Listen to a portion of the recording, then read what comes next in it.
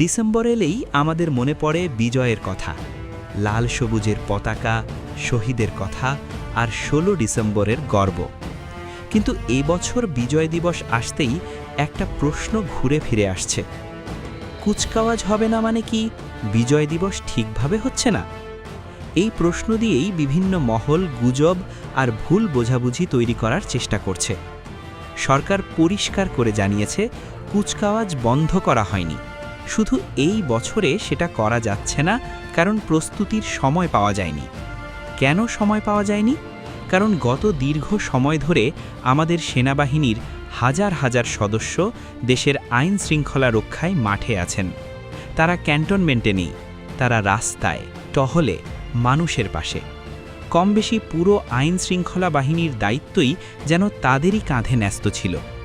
এই বাস্তবতা না বুঝেই কিছু মানুষ বলছেন বিজয় দিবস নাকি গুরুত্ব পাচ্ছে না, কিন্তু সত্যটা ঠিক উল্টো। এবছরও বিজয় দিবস শুরু হবে ৩১ বার তোপধ্বনির মাধ্যমে। রাষ্ট্রপতি ও প্রধান উপদেষ্টা শ্রদ্ধা জানাবেন জাতীয় স্মৃতিসৌধে। আকাশে দেখা যাবে ৩ বাহিনীর ফ্লাইপাস্ট। শুধু তাই নয়, স্বাধীনতার ৫৫ বছর পূর্তিতে ৫৪ জন প্যারাট্রুপার একসঙ্গে পতাকা হাতে আকাশ থেকে নামবেন, যা বিশ্ব রেকর্ড গড়ার পথে। ঢাকা ছাড়াও সারা দেশে থাকবে বিজয় মেলা, সাংস্কৃতিক অনুষ্ঠান, শিশুদের মুক্তিযুদ্ধভিত্তিক আঁকা, লেখা, আবৃত্তির আয়োজন। শিক্ষা প্রতিষ্ঠানগুলোতেও হবে বিশেষ অনুষ্ঠান, আর মুক্তিযোদ্ধাদের সম্মান জানানো হবে আগের মতোই।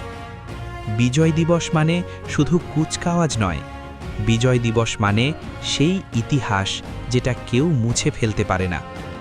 যারা যুদ্ধ করেছিলেন, যারা জীবন দিয়েছিলেন, তাদের সম্মান একটা দিনের, একটা আয়োজনের উপর নির্ভর করে না। বিজয় আমাদের স্মৃতিতে, আমাদের চেতনায়, আমাদের আচরণে।